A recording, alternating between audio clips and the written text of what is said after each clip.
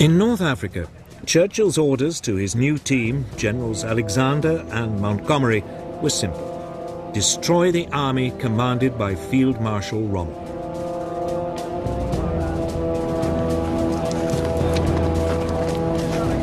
Almost immediately they were informed by the team that had broken Germany's Enigma code that Rommel was preparing to attack them.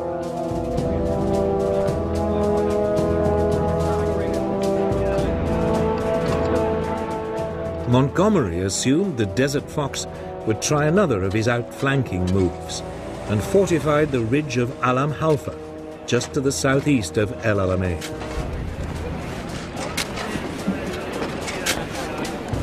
It was, he hoped, the rock on which the Axis forces would be broken.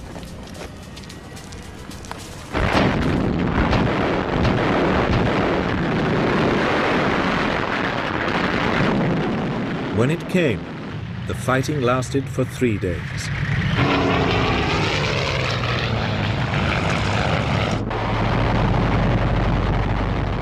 This time, Allied ground forces were helped by air power. The RAF played havoc with the advancing German tanks.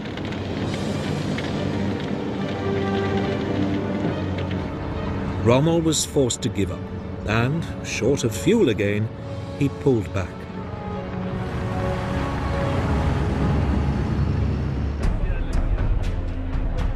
It was now Rommel's turn to dig in. He chose a line between the impassable sand sea of the Qattara Depression and the Mediterranean coast.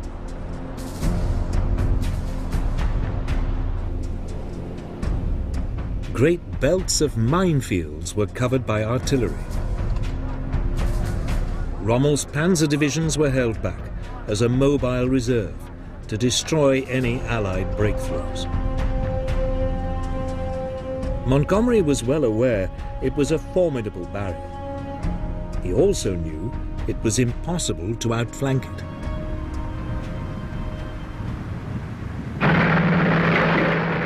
His only option was to punch his way directly through the middle of the Axis defences.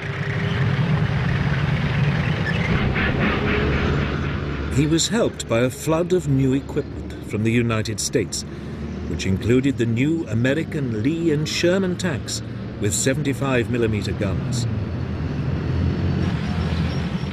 At last, the Allies had a weapon which could match the Germans.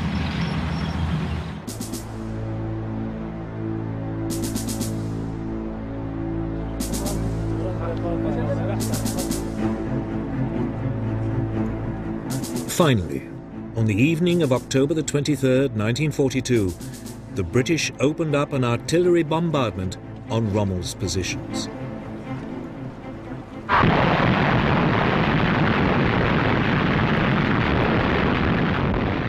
The Battle of El Alamein had begun.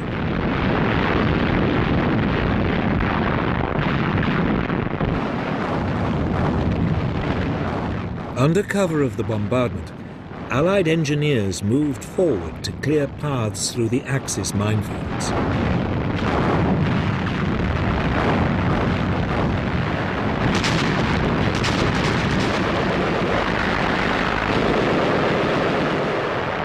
British, Australian, New Zealand and South African divisions fought to drive a hole through Rommel's defences.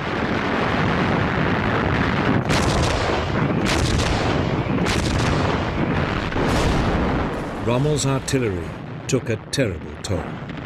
Casualties mounted on both sides.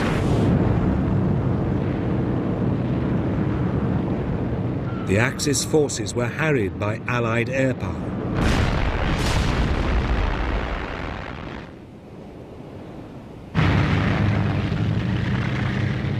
Finally, after 10 days of fighting, the Allied forces broke through.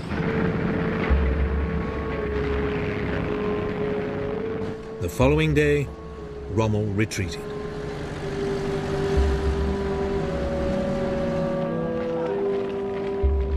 It was Germany's first major defeat at the hands of the Western Allies. Churchill was triumphant. This is not the end. It is not even the beginning of the end. But it is perhaps the end of the beginning.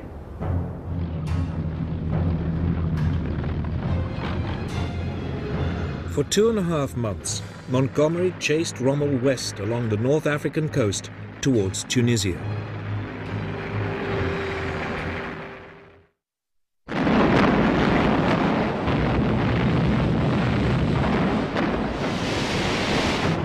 Meanwhile, an Anglo-American force had landed 1,000 miles to his rear in French North Africa, Morocco and Algeria today.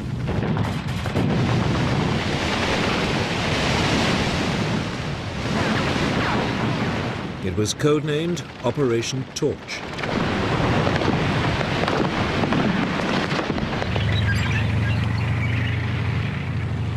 The Allied First Army was soon moving eastwards towards Tunisia.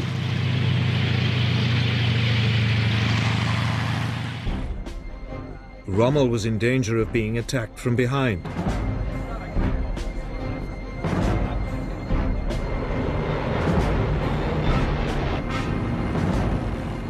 Over the next few days, the Germans flew in tens of thousands of troops from Europe to save Rommel and shore up the German position in North Africa. Finally, in late February 1943, Rommel, reinforced, set up a new defensive line 100 miles inside Tunisia and turned to attack Montgomery's advancing forces.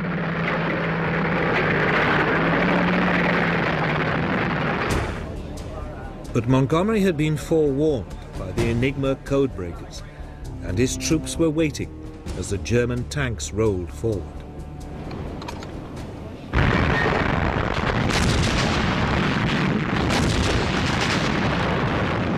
British artillery broke up the assault, and the panzers were quickly halted.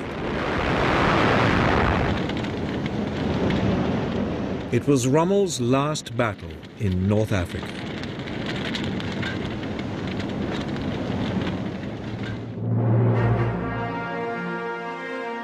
He now returned to Germany to beg Hitler to abandon the North African campaign.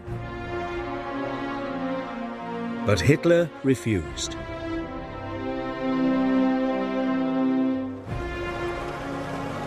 It was a misjudgment.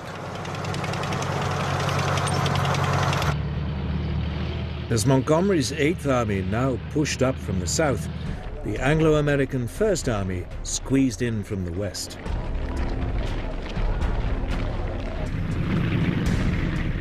On May the 7th, US forces took the port of Bizerta. The British 7th Armoured Division, the famous Desert Rats, drove into Tunis.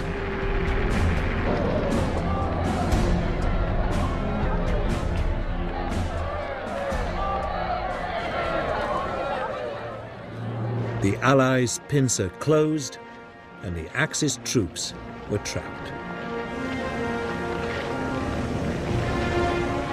5 days later, 250,000 German and Italian soldiers surrendered.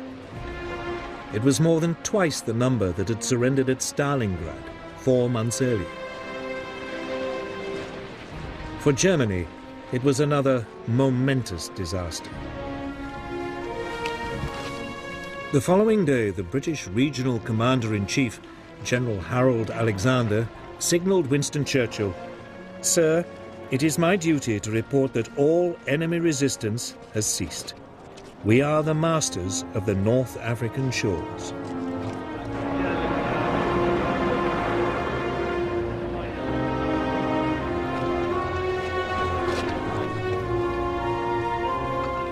Mussolini's gamble in North Africa had taken a terrible toll on German resources.